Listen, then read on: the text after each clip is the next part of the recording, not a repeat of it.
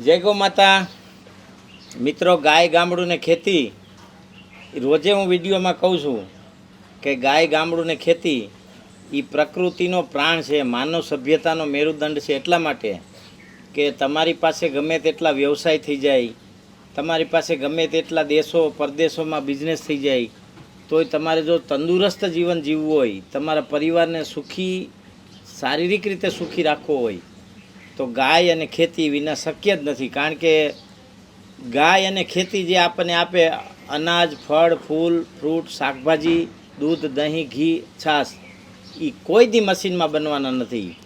તો એવો જ કિસ્સો આપણી સામે છે. એક અમેરિકાથી પરિવાર આવ્યો છે. આમ તો અમેરિકામાં રહીએ છે ને વડોદરામાં રહીએ છે. શું નામ છે તમારું? ચિંતન પટેલ. ચિંતનભાઈ પટેલ. તમારું બેન? બિનિતાબેન પટેલ. કાનાભાઈ પટેલ. કનાદભાઈ. તમારું નામ? ખુશીબેન પટેલ. તો તમે ક્યાં રહ્યો છો? દલાસ અમેરિકામાં. બહુ સરસ. ત્યાં શું કરો? બસ ત્યાં છોકરાઓ ત્યારે છે, હું અવર જવર કરું છું, કામ ધંધો બધું. બહુ સરસ.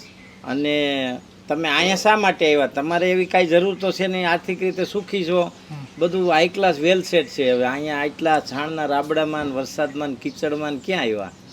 જો સારું જીવવું હોય માણસે તો ગાય પાસે જવું જોવે અને ગાય રાખવી પણ જોવે.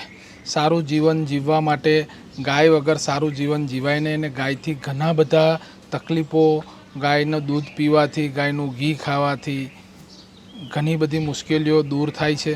અને શાસ્ત્રોમાં પણ લખેલું આવેલું છે, ઋષિ મુનિઓ પણ ગાય આધારિત જીવતા હતા. આપણે બી એ રીતે જીવવું જોઈએ.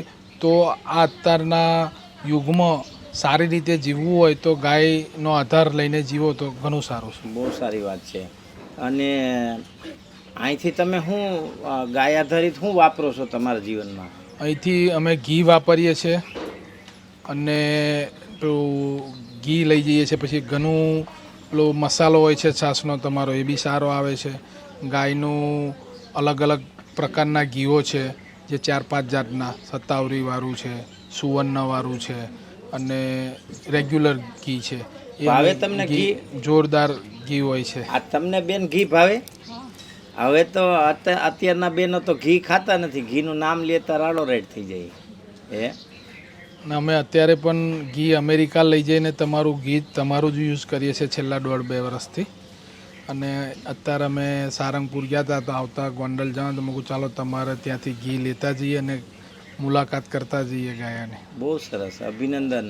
અને તમે સમાજને, બીજા લોકોને શું સંદેશ દેવા આપશો? કારણ કે તમે પરદેશમાં રહ્યો છો, પણ તમારી ભાવના જો સારી હોય તો તમે પરદેશમાંથી ભારતને આર્થિક રીતે પણ સમૃદ્ધ કરી શકો, ગાયને આર્થિક રીતે સમૃદ્ધ કરી શકો, ગોપાલકોને આર્થિક રીતે સમૃદ્ધ કરી શકો, ખેતીને આર્થિક રીતે સમૃદ્ધ કરી શકો, અને તમે શારીરિક રીતે સમૃદ્ધ રહી શકો. એમ તેના માટે ગાય આધારિત જે પ્રોડક્ટો હોય, દરેક લોકોએ સારું જીવવા માટે, ગાયોને પ્રોત્સાહન આપવા માટે, અહીંના ઇન્ડિયાના લોકોને પ્રોત્સાહન આપવા માટે ગાય આધારિત પ્રોડક્ટ લેવી જોઈએ અને એનો ઉપયોગ કરવો જોઈએ.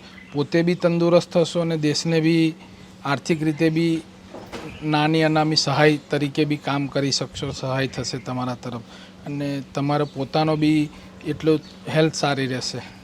બહુ સરસ મિત્રો, ખૂબ ઉત્તમ વિચાર છે આ ભાઈનો, ચિંતનભાઈનો, કે ગાય ગામડું ને ખેતી એ ત્યારે જ મજબૂત રહે કે તમે એમની પ્રોડક્ટ લઈ અને આર્થિક રીતે એક અર્થનો એક હિસ્સો એમને આપો અને તમે તંદુરસ્ત રહ્યો.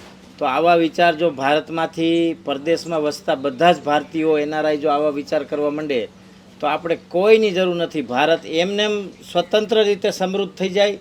અને જે લોકો ગામડામાં વસે છે એને કોઈ દી ગામ છોડવું ન પડે. કારણ કે ગાય ભેંસ દૂધ કાંઈ ખેતી ધંધો કરે એટલે એને એમાં જ રોજીરોટી સારામાં સારી મળી રહે અને આર્થિક રીતે ગામ સમૃદ્ધ થાય અને આખો સમાજ વસુદેવ કુટુંબકમની જે ભાવના છે, આખું વિશ્વ તંદુરસ્ત ગાયથી અને ખેતીથી. એવા ઉત્તમ વિચાર બધાએ કરવા જોઈએ. વંદે ગો માતરમ. ભારત માતા કી જય.